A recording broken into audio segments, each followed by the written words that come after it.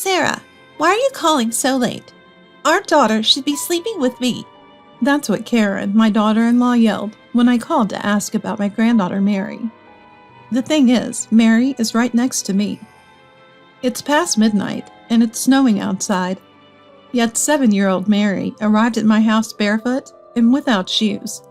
What's wrong? Granny, I'm cold. Mary is shivering, her feet a painful shade of red.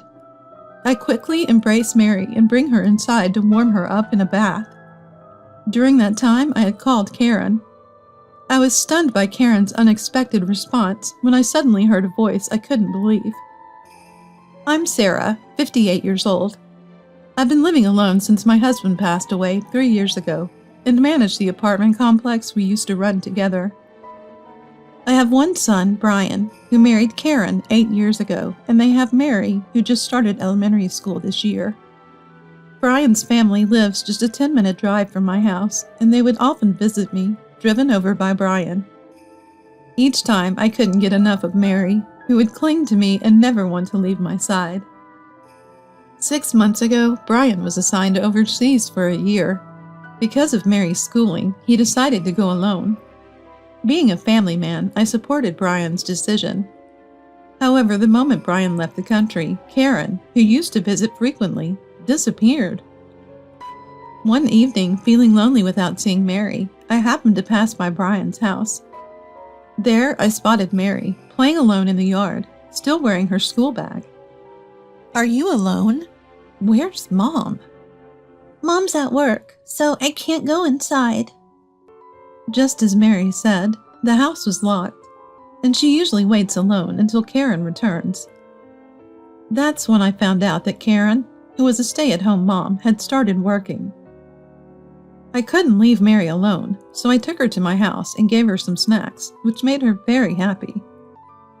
Mom gets mad if I say I want a snack, so I always hold back. I felt sorry for young Mary, who was always showing such restraint. Worried that Karen, unaware Mary was with me, might get concerned, I left a voicemail saying Mary was in my care. Later that evening, while having dinner with Mary, Karen came home. Without even a greeting, Karen entered and immediately began scolding. Mary, you can't just go to Granny's house without permission, okay? Why can't you be a good girl? Mom, I'm sorry. Mary, who had been enjoying her meal, put down her fork and looked down, making me feel sorry for her. Don't blame Mary. I'm the one who brought her. I shouldn't have brought her without asking. Can we stop this? Doesn't this make me look like a bad mom? No, it doesn't. But if you're going to start working, you could have told me. I can look after Mary. With that, Karen's attitude changed abruptly. Really? Thank you. This is a big help. Yes, of course. Yay! I get to eat Granny's delicious food. Seeing Mary so joyful made me happy, but Karen's stern look when Mary complimented my cooking worried me. From the next day, Mary started coming straight to my house when Karen was at work. And when Karen came to pick up Mary after work, she began eating dinner here without any hesitation. Ugh, this tastes bland and unappetizing. Mary, you don't have to force yourself to eat. Granny's food is delicious. She didn't just heat it up in the microwave like Mom. That's amazing. Mary, don't say unnecessary things. Mom is busy, unlike Granny. Let's go home. Karen left without making any eye contact, clearly in a bad mood. Mary pulled on my shirt and seemed to want to say something. What's wrong? What's wrong, Granny? Why is my mom so mad? Is it my fault? I hugged Mary, who had tear-filled eyes. No, it's not. Granny knows you're a good girl. Yeah, thanks. I'll come again. Mary waved goodbye with a big smile. From outside, I heard Karen yelling, hurrying Mary along, making me even more worried about her. From then on, Karen started dropping Mary off even on her days off, saying, I can't relax with Mary around. She even started pawning off Mary's school events on me. Karen, I can't attend the parent-teacher meeting next week. I have a community gathering. I'm sorry. Do you not find Mary cute, Sarah? Don't tell me you're prioritizing your own matters.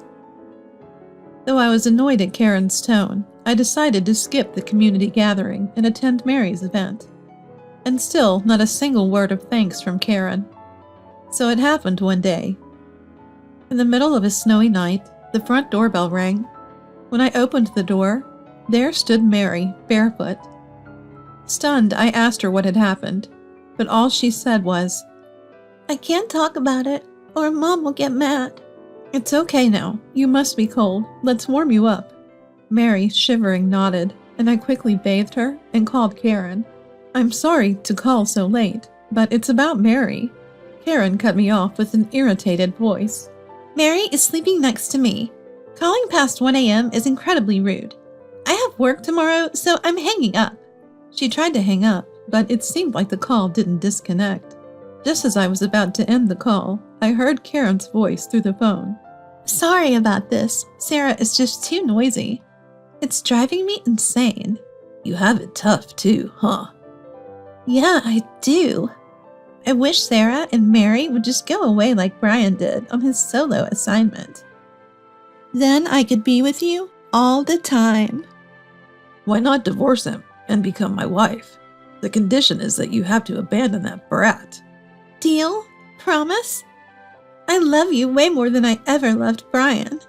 When Karen said that, I heard a suspicious voice on the other end, leaving me stunned. What is she doing? Neglecting her own daughter like this? Anger towards Karen boiled up inside me. I wonder how Mary has been coping all this time. I couldn't help but cry, feeling pity for Mary. Mary had been sleep-talking, apologizing to her mom.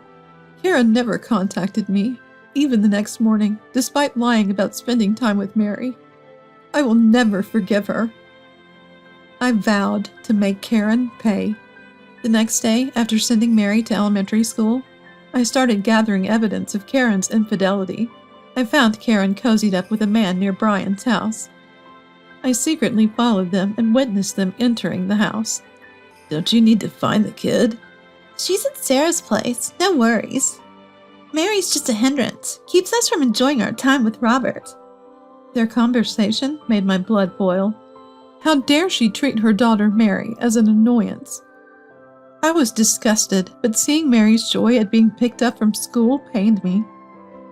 Finally, that evening, I got a text from Karen. I've caught a cold. I don't want to pass it to Mary, so can you keep her till I'm better? I knew she was lying, but I simply replied, take care. From that day on, Mary started commuting to school from my house. 3 days later, after Mary went to school, I entered Brian's house. I saw a man's coat at the entrance. I peeked through the slightly ajar bedroom door, and, as I suspected, Karen and her lover were in the bed. I started recording with my mobile phone. They didn't notice me, so I stomped over, glaring. When our eyes met, Karen screamed and hastily covered herself with the sheets. Who is this woman? Sarah! What? Nice to meet you. It seems my Karen has been relying on you quite a bit, hasn't she? Faced with an unavoidable situation, he stays silent. What are you two doing? Still standing there like that? As soon as they say this, the two of them hurriedly get dressed. Sarah, please don't tell Brian about this. Oh, why not? You're planning to leave Brian and abandon Mary to be with this guy, aren't you? I never said that. Playing dumb won't help you. I even have evidence. I then revealed that I had recorded the phone call Karen thought she had ended. I can't believe this. It's disgusting that you were eavesdropping. Is that all you've got to say? You are Mary's mother, and you don't even consider how she felt coming home alone. How can you not think about that? I choke back tears as I think about Mary. It's not Mary's fault for being gone. If you care so much about that kid, why don't you take her? Not a bad idea. Mary is very attached to Sarah. Just when I thought it was pointless to say any more to Karen, the bedroom door swung open violently. Karen, enough is enough. Brian, who had been listening from outside, yells, and Karen freezes as she looks at him. Brian, why are you here? I heard about everything from Mom and flew back for this very day. Karen, you're the worst wife and mother. That's not true. You're misunderstanding. Really? Then explain why you neglected Mary to have an affair. Karen looks at Robert for help, but he ignores her. Come on, say something. What can I say when your husband shows up? That's it. I'm divorcing you, Karen. And you'll never see Mary again. Just give me the child support and do as you please.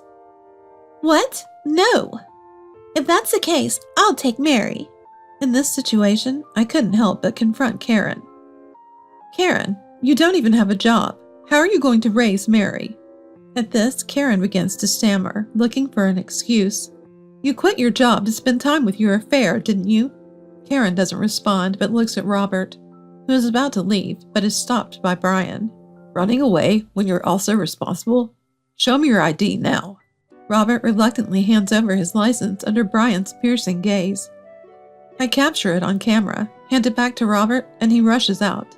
Wait, don't leave me. Left behind, Karen breaks down in tears. Karen, you need to leave this house right now. Sarah, Brian, I'm sorry. I'll never do this again. There's no way we can forgive you. I was just lonely. I don't want to hear your excuses. Brian then presented the prepared divorce papers to Karen. I couldn't just stand there watching Karen cry even more intensely. Being a mom isn't just about giving birth. Karen, you chose being a woman over being a mom. You're unfit to be a mother.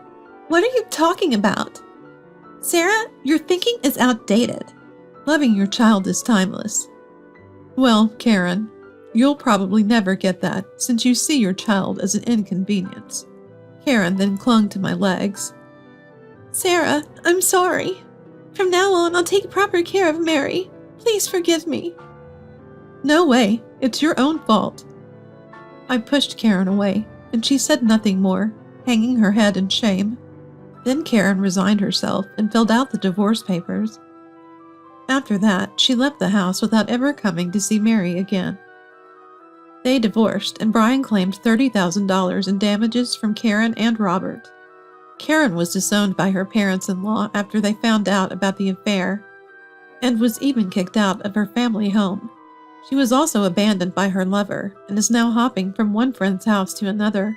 Karen has now started working a night job to pay the claimed damages and child support.